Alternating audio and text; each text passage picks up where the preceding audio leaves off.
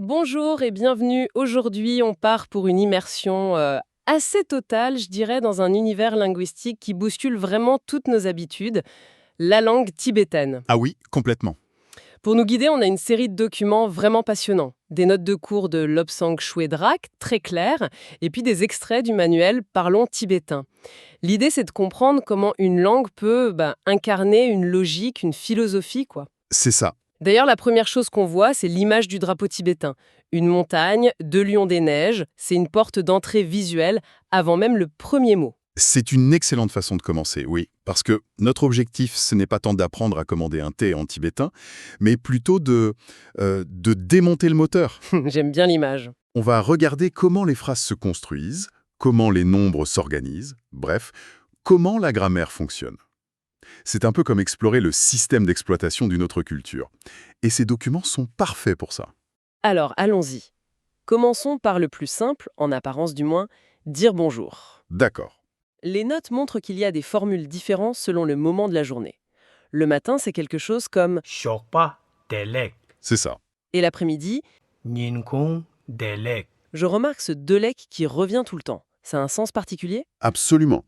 Delek, c'est bien plus qu'un simple bonjour. Ça véhicule une idée de bien-être, de bon augure. C'est un souhait, en fait. Ah d'accord, c'est un souhait. On le trouve partout. Pour souhaiter la bienvenue, un bon voyage. C'est une première brique culturelle, et elle est fondamentale. C'est déjà une nuance super intéressante. Mais là où je me suis vraiment heurtée à un mur, c'est en essayant de construire une phrase. Ah oui. J'ai pris un exemple simple du manuel. Cette grande maison blanche. Bon, en français, l'ordre est logique. Mais en tibétain, ça donne, et j'ai cru à une erreur, maison blanche grande 7. Non, pas d'erreur. Tout est inversé. C'est quel est l'impact d'une structure pareille? On a l'impression de dérouler sa pensée à l'envers. Vous mettez le doigt sur la plus grande différence. C'est ce qu'on appelle une langue de type sujet, objet, verbe, ou SOV. Et oui, ça change tout. Tout. Pensez-y, l'information la plus importante, l'action, le verbe, elle arrive à la toute fin. C'est comme si on disait « le chat, la souris mange D'accord, je vois. Il faut attendre jusqu'au dernier mot pour savoir ce qui se passe. Ça demande une écoute, plus patiente, on est en suspens. ». Une sorte de suspense grammatical dans chaque phrase. J'aime bien l'idée. Et ça donne quoi dans une phrase complète, par exemple, pour dire Je vais bien ». C'est un excellent exemple.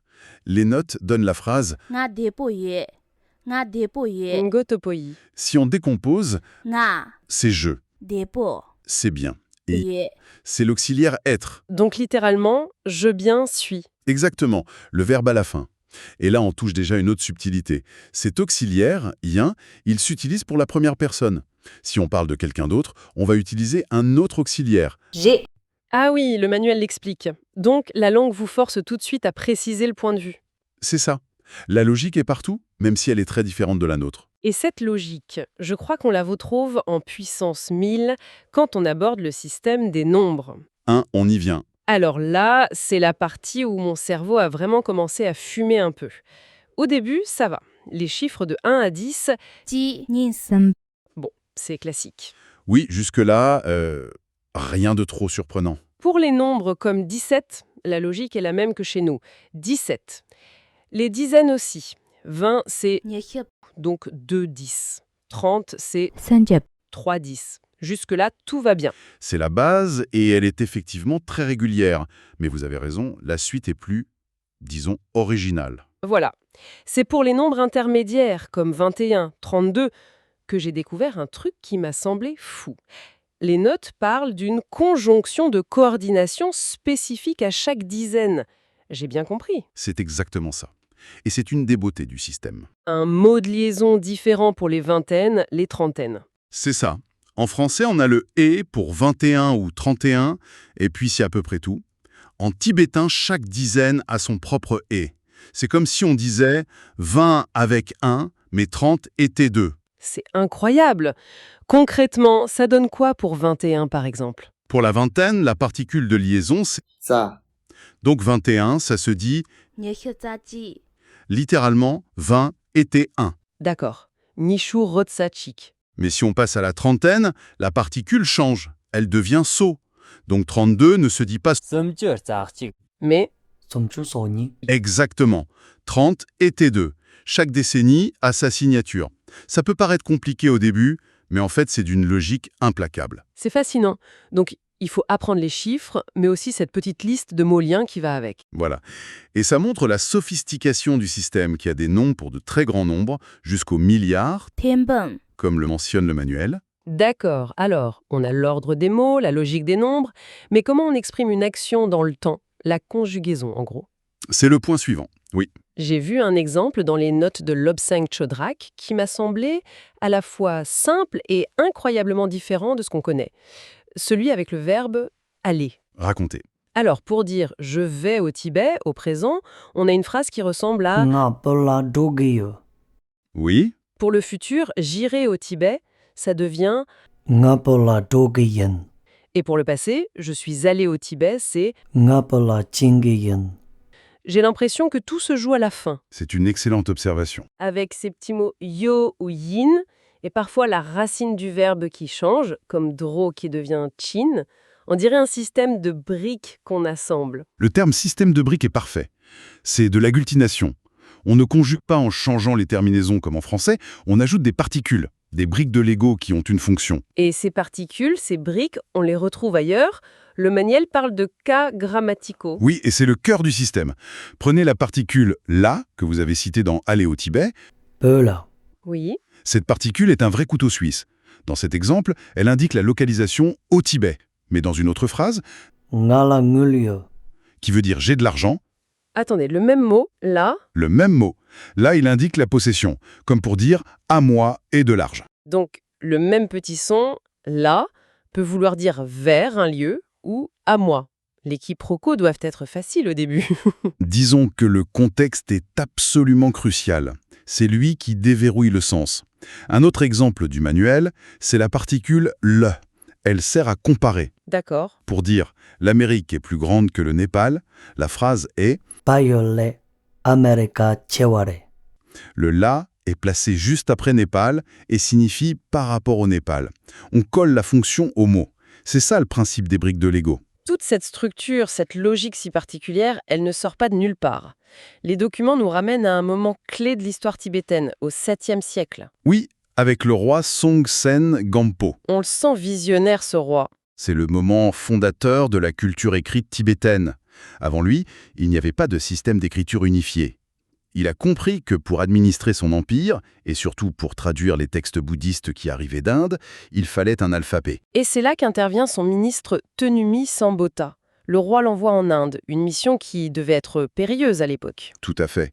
Et à son retour, il ne se contente pas de copier, il l'adapte. Il crée un alphabet de 30 consonnes et 4 voyelles qui est parfaitement taillé pour les sons de la langue tibétaine. C'est une véritable révolution. Les notes mentionnent même différents styles d'écriture, comme le Huchen, avec une tête, qui est l'écriture d'imprimerie. Et le Oumé, sans tête, qui est plus cursif pour l'écriture de tous les jours. Cette création, elle a permis de fixer bien plus que des lois. C'est toute une vision du monde. Le vocabulaire lui-même est imprégné de philosophie. Vous avez un exemple magnifique dans les documents avec le mot pour « le monde Oui, 几点 je l'ai lu plusieurs fois, c'est incroyable. ». Allez-y. Le mot est composé de 2 parties, 几点 qui veut dire périr, se désagréger, et ten, qui signifie le support. Donc le monde, Jigpaten, c'est littéralement le support de ce qui est périssable. Exactement. C'est un concept philosophique bouddhiste entier, l'impermanence, qui est encapsulé dans un mot du quotidien. C'est vertigineux. C'est exactement ça. La philosophie n'est pas dans les livres et liquide dans la langue de tous les jours. On retrouve ça dans les prénoms aussi. Ah oui, c'est vrai. Le manuel en liste plusieurs. 虽然 Le mérite spirituel, ヒラ la sagesse, ou des noms plus liés à la nature comme ニマ le soleil ou ダワ la lune. Un prénom n'est pas une simple étiquette, en fait. Non, c'est un souhait, une qualité qu'on espère voir se développer chez la personne. Tout ça nous rappelle que cette langue est la clé d'un héritage culturel immense, qui puise dans la tradition bonne, dans le bouddhisme, et qui a produit des savoirs en médecine, en astrologie, en logique. Alors, si je devais résumer ce qu'on a découvert dans cette plongée, je retiendrais 3 choses. D'abord, cette structure de phrase SOV qui nous force à attendre la fin pour connaître l'action. Le suspense grammatical. C'est ça. Ensuite, ce système de numération d'une logique folle, avec ses mots de liaison uniques pour chaque dizaine. Et enfin, cette grammaire en briques de Lego où des petites particules viennent donner leur fonction aux mots. C'est une excellente synthèse. Et pour ouvrir une dernière porte, une pensée pour la suite. Au détour d'un chapitre, le manuel mentionne un système de mesure traditionnel, tiré d'un texte ancien, l'Abhidharma Kosha. Je crois que je l'ai vu passer, oui. C'est un système qui part de l'infiniment petit. L'unité de base, c'est la particule de fer, la plus petite poussière visible au Soleil. Cette particule de fer font une particule d'eau. Cette particule d'eau, la taille d'un poil de lapin. C'est poétique, en fait. 7 poils de lapin, un poil de mouton.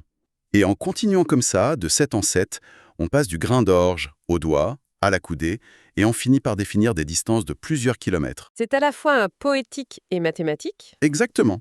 Et ça soulève une question fascinante pour moi. Comment une culture conçoit-elle l'infiniment petit et l'infiniment grand, bien avant nos systèmes métriques? Et comment cette façon de mesurer le monde en partant du grain de poussière pour atteindre l'horizon façonne-t-elle une vision de l'univers, de la matière et de notre propre place dans tout ça? C'est une piste qui montre bien que derrière chaque mot, en fait, se cache une cosmologie entière. C'est exactement ça.